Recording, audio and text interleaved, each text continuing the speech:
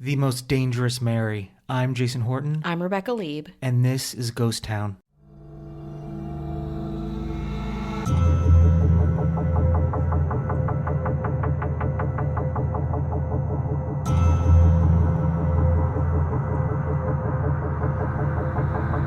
I have been really thinking about this particular episode and the subject matter for a long time, considering what we've been going through in 2020 and what we're going through right now and the parallels with them. So today I want to talk about the legendary and terrifying story of Typhoid Mary and her life and what it meant to medicine and science. Essentially, things that we're living right now. So on September 23rd, 1869, Mary Mallon was born in Cookstown, County Tyrone in North Ireland. She was likely born with typhoid as her mother was infected during pregnancy. Then, of course, the fun began. When she was 15, Mary came to the U.S. to live with her aunt and uncle working as a maid. At this point, we don't really know if her aunt and uncle were subject to anything like that, like sickness or disease or any kind of symptoms of typhoid. In 1901, she went from maid to cook and then started cooking professionally, first in Mamaroneck, New York. Within 2 weeks of her employment, residents developed typhoid fever. Then in New York, she was hired by Henry Gisli, a rich lawyer.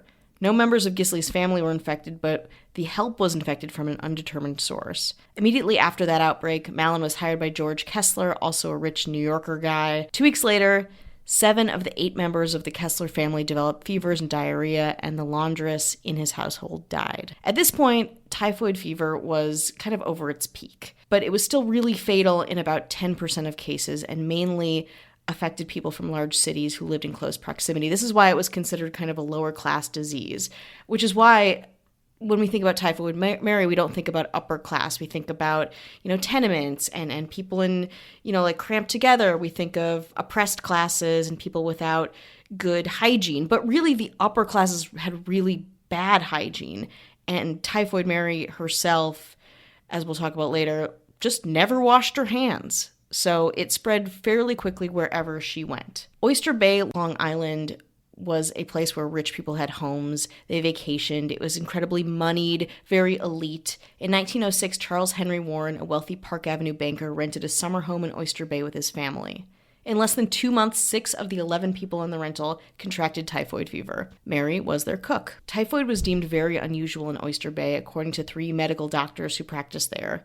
The owner of Warren's rental, knowing how hard it would be to rent out a house with a reputation of the fever, hired several independent experts to find the source of the infection. They took water samples from pipes, faucets, toilets, all of which were tested negative for typhoid. But things quickly escalated. In the end of 1906, Mallon was hired by Walter Bowen, whose family lived on Park Avenue. She went back to New York, promptly got the Bowens made sick in early 1907, and soon her old employer, Charles Warren's only daughter, got typhoid officially and died. Desperate, Warren hired George Soper, who was a sanitation expert who had been trying to determine the cause of typhoid in upper class families and situations. He was a really kind of a character, very proactive, very outspoken about washing your hands and sanitizing meats and things like that. And again, at this point, I want to emphasize that nobody really knew how bacteria was passed. There weren't medications that could combat these things in any kind of adequate way. It was kind of a dream situation for Soper. He was obsessed with figuring out how typhoid worked. He already discovered that a female Irish cook who fitted the physical description that he'd been given was involved in all of the outbreaks he was studying. He was unable to find her because she generally left pretty soon after an outbreak began, as one might, and didn't give any forward address. Soper then learned of an active outbreak in the Warren home and discovered Mallon was the cook, and he set out to find her. He met up with her first in the kitchen of the Bowens and accused her of spreading the disease. Though Soper himself thought his behavior was, quote, as diplomatic as possible, it probably wasn't. He basically just, went over to Mallon, a stranger, asking for urine, blood, and stool samples in the middle of her kitchen. And she probably got really pissed that some random guy was asking for feces in her workplace. And she, as reports say, refused to cooperate and threatened him with a carving fork. Soper left, but not discouraged, then compiled a 5-year history of her employment. He found that of the 8 families that had hired Mallon as a cook, 7 claimed to have contracted typhoid fever. Soper arranged another meeting at Mallon's boyfriend's house. Mallon again refused to cooperate, believing that typhoid was everywhere and that the outbreaks had happened because of a contaminated food and water situation in, I guess, all of her households. Now, I understand where she's coming from, where, like, to be kind of victimized or told that she is unsick or unwell. And again, this is an Irish immigrant who's just trying to work, trying to make money, trying to make a living in a foreign country. That would seem like really rude and offensive. And she kind of has this victimized air to a lot of this stuff that I read. But at the same time, she was contaminating literally everyone she worked for. Soper published his findings on June 15th, 1907 in the Journal of American Medical Association. He wrote, "It was found that the family changed cooks on August 4th. This was about 3 weeks before the typhoid epidemic broke out. The new cook, Mallon, remained in the family only a short time and left about 3 weeks after the outbreak occurred. Mallon was described as an Irish woman about 40 years of age, tall, heavy, single. She seemed to be in perfect health." Soper notified the New York City Health Department, who realized that, and this was not, again, very well-known science at all, that Mallon was a typhoid carrier even though she didn't display any symptoms herself. She was arrested as a public health threat. She was picked up at her home, forced into an ambulance by 5 policemen and Dr. Josephine Baker, who was a fascinating person in her own right. But at this moment, she had to subdue Mary Mallon by sitting on her to restrain her. Mallon was taken to Willard Parker Hospital, where she was restrained again and forced to give samples. For 4 days, she was not allowed to get up and use the bathroom on her own. She was heavily restricted. But after testing her, they found massive numbers of typhoid bacteria in her stool samples, indicating that the infection center was in her gallbladder. Under questioning, Mallon admitted that she almost never washed her hands. Again, this is not unusual. Nobody really knew what germs were during the turn of the century or how they might actually kill you. But let's take a break for our own sanity and to sanitize. And wash your hands if you need to, because we're in the modern age. Hi, hello, how are you? Hello. This is where we check in. How is Hello. it going? The year's almost over. We're just careening towards 2021, thankfully. Is everyone feeling okay? Is everyone still doing their best? Or their mediocreest? I'll take that too. If you want to get cheered up, I was going to wait to suggest this to you, Rebecca, and you might find this hard to believe, but if you're looking for something to watch that is enjoyable, it's not harsh and hateful, it's fun and light and surprisingly good. 2 television shows. I never do this, but You never do this. I've been, obviously looking at I was listening to some very disturbing audio when I was researching episodes. So I have been needing a palate cleanser. But I'm going to recommend 2 television shows real quick. First one, I mentioned to you before, Ted Lasso. Yes. Excellent show. It's on Apple TV or whatever. It was something where I was like, I don't want to see an obnoxious sports thing. I like Jason Sudeikis. He's fine. But just on sight, I was like, I don't want to see something like this. It was so enjoyable, somewhat wholesome and edgy, because it's sort of a British show meets, something like modern comedy. In that sense, like a very modern comedy, whatever, and on the British side and American side.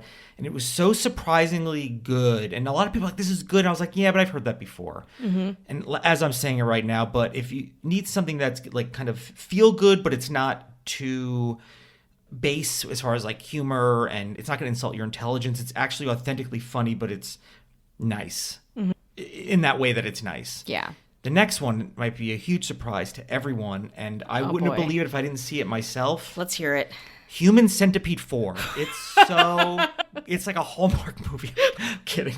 I wish you weren't. It is close. You might have the same reaction. The new, I don't want to call it a reboot because it's not really a reboot, but Saved by the Bell. I've heard Saved by the Bell is very good.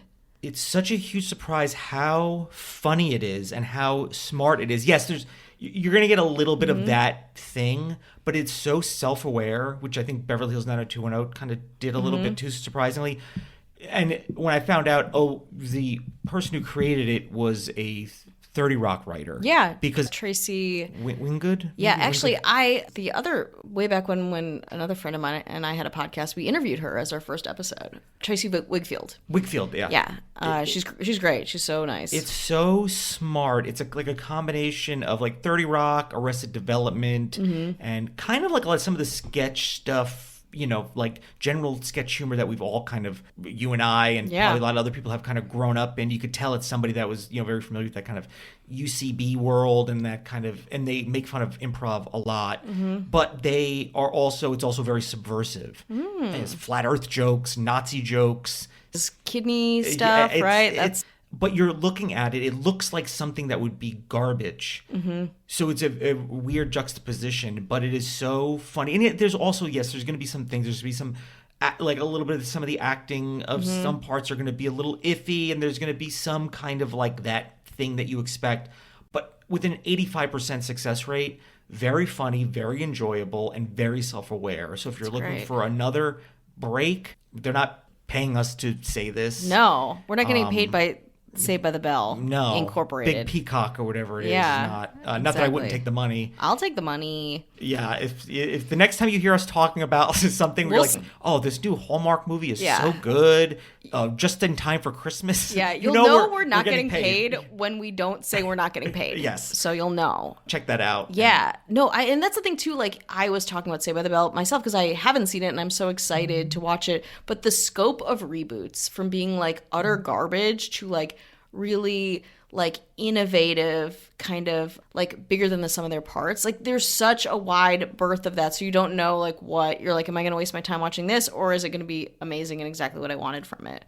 But I'm so happy to hear that. I have been watching Detroiters, which is incredible, which is old news, and also Murder on Middle Beach, which I will do some of my own theories and thoughts on it because I'm obsessed. And by the time this comes out, the last episode will have been released, and it is like 10 years in the making. So I'm really excited to share my thoughts with that. And that's light. That's very light, right?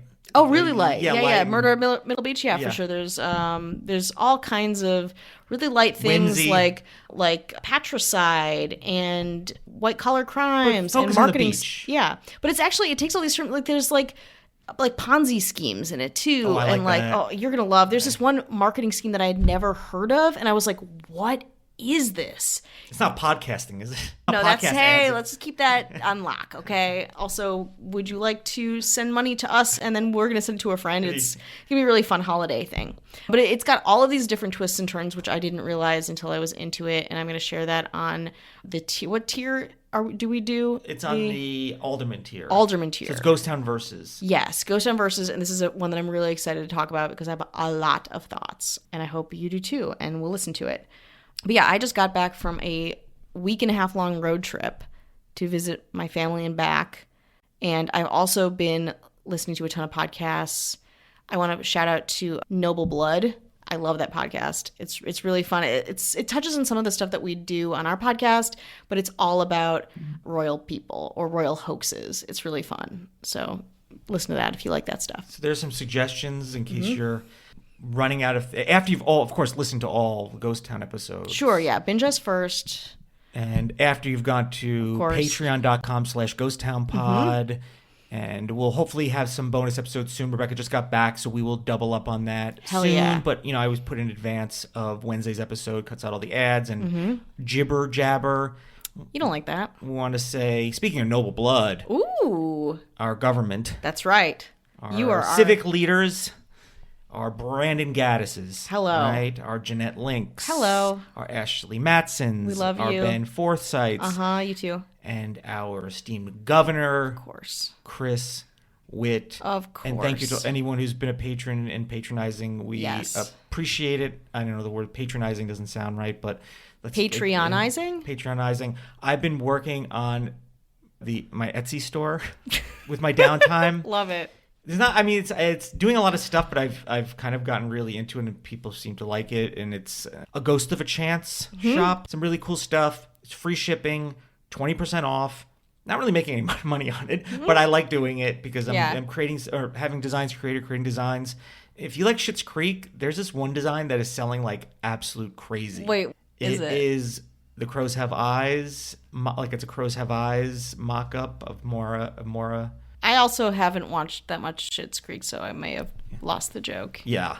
You might not have. If you didn't get to The Crows Have Eyes, then... Yeah, I'm but if sorry. you have gotten to it, there's a couple of designs people really like, and they're probably buying a lot of it because I just don't understand what the value is, so I don't think I'm making any money on it, but I like doing it, so Yes. I think it's fun. And you can find the link in the show notes, as well as YouTube channel, youtube.com/Jason Horton for some stuff that I've done. Did the Cecil Hotel episode, and I just put up, somebody was at the Beverly Hilton that I knew, won't say who because I don't get in trouble, but I had them film the outside of the room, the doorway where Whitney Houston died. Oh, yeah. So that is on our TikTok, which is Ghost Town Pod. Check it out. We're just throwing some stuff at you, giving you some stuff to do, giving you some ideas. But let's get back into it. We have more Contagion to discuss. So on March 19th, 1907, Mallon was sentenced to quarantine on North Brother Island. While quarantined, she gave stool and urine samples 3 times per week. No one ever attempted to explain to her the significance of being a carrier, what that even meant, what it could mean to other people. Instead, they kind of pushed for her to remove her gallbladder, which she was not interested in because A, she still believed she didn't carry the disease, and B, at the time, gallbladder removal was a very dangerous thing that people could die for and had very easily. She also really didn't want to stop working as a cook because it was making her a lot of money. So she didn't want any part of what was happening. She just wanted to continue on her life, infecting rich families willy-nilly all over New York. After the publication of Soper's article in the Journal of American Medical Association, Mallon became a kind of strange celebrity and was given her famous nickname Typhoid Mary. So the journal itself wasn't like a widespread thing that people were like, oh, I read this medical journal. But the journal in the medical community caused a lot of commotion. That created a lot of journalistic interest. And that's where we get, if you've seen the famous photo of Typhoid Mary, it's her in a bed. She's in her late 20s and she looks really pissed. And she's in like a row of beds. She's not happy. Just like very like strong Irish like anger bubbling up inside of her.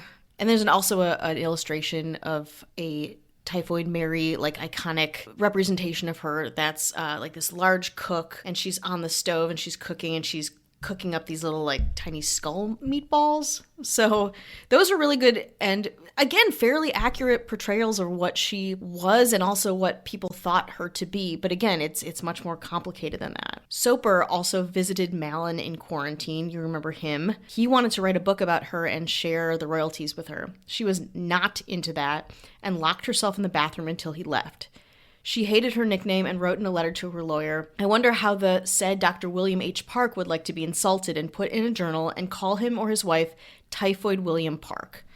So she was really on the defensive, as you might be, again, being told that you're this contagious, that you're this like angel of death figure in, you know, the medical world and the public world. But also she was that. So it was these two competing forces of like her being a danger and her being kind of this pariah, but also her being a danger and her not understanding like what she had and what she was doing to the people around her. In 1909, Mary Mallon tried to sue the New York Health Department for her treatment, but her complaint was denied and the case closed by the New York Supreme Court. In a letter to her lawyer, she complained that she was treated like, quote, a guinea pig. She was obliged to give samples for analysis 3 times a week. Again, for 6 months, she was not allowed to visit an eye doctor, even though her eyelid was paralyzed and she had to bandage it at night. I'm not sure why she would have to bandage it, but she had eye problems that she couldn't get seen, even though they were like all up on her for the typhoid. Again, through all this, Mary never thought she even could pass along typhoid. She didn't believe that she had it because she didn't believe she had symptoms and she didn't understand how it worked. With the help of a friend, she sent several samples to an independent New York laboratory. All came back negative of typhoid. On North Brother Island, almost a quarter of her analyses from March 1907 through June 1909 were also negative. After 2 years and 11 months of quarantine, Eugene H. Porter, the New York Commissioner of Health, decided that disease carriers should no longer be kept in isolation and that Mallon could be freed if she agreed to stop working as a cook, A, and 2, B, take steps to avoid transmitting typhoid to others. So we had this big, like, New York Commissioner of Health change. So with Porter coming in, they had all of these different metrics of like how to deal with medical emergencies and medical dangers. So he was like, okay, we don't have to keep this person essentially imprisoned anymore, but she does have to do these things that seem pretty reasonable. After her release, Mallon was given a job as a laundress, which paid less than cooking, and then she just decided to start cooking again. So she used fake surnames like Breshoff or Brown to not be discovered. She worked in a number of kitchens and restaurants, hotels, and spa centers. Almost wherever she worked, there were outbreaks of typhoid, but she changed jobs so frequently nobody could trace it back to her. In 1915, Mallon started working at Sloan Hospital for Women in New York City. Soon, 25 people were infected with typhoid and 2 of them died. The head obstetrician, Dr. Edward B. Cragen, called Soper and asked him to help with the investigation. Soper identified Mallon from the servants' verbal descriptions and also by her handwriting. He was such an expert in Typhoid Mary. Mallon fled this job, but the police were able to find and arrest her when she took food to a friend on Long Island. She will not stop making and delivering food. She returned to quarantine on North Brother Island on March 27, 1915. And there she stayed for 23 years in a pretty nice-looking private one-story cottage. As of 1918, she was allowed to take day trips to the mainland. She had dogs there. Not ever believing she could make people sick or quite knowing what she was being accused of, she always felt a ton of resentment up until the day she died. In a 1909 letter to a lawyer, she said she was a peep show for everybody. The medical staff and residents she wrote would see her and say, "There she is, the kidnapped woman." In 1925, Dr. Alexandra Plavska came to the island for an internship organizing a lab. She hired Mary as the lab's technician. Mallon washed bottles, did recordings, and prepared glasses for pathologists and lived pretty peacefully until she had a stroke in 1932 and died on November 11th, 1938 of pneumonia. She was 69 years old. She was believed to have infected over 52 people, but again, who knows? She was the first person in the United States identified as an asymptomatic carrier of a disease. By the time she died, New York health officials had identified more than 400 other healthy carriers of typhoid, though no other person was forcibly confined or victimized like Mary Mallon, Typhoid Mary, was. Pretty crazy, pretty relevant. The idea of contagion, the idea of how seriously we take it, if you have it, if you don't have it, and also just how much error there is, which certainly feels relevant within the government and how we deal with contagious disease. Also, I bet you didn't realize there is a Billy Joel connection in this episode. I had no idea. Oyster Bay, Long Island, in his song, The Ballad of Billy the Kid, Oyster Bay, Long Island is referenced in that song because Billy Joel is from Long Island. And we're putting the pieces together. If you've been listening, there's been Billy Joel references or us mentioning Billy Joel in several episodes and Rebecca being anti, being pro. That is absolutely not true. I want to state on record that I am very much into Billy Joel. Don't demonize me. Don't typhoid marry me.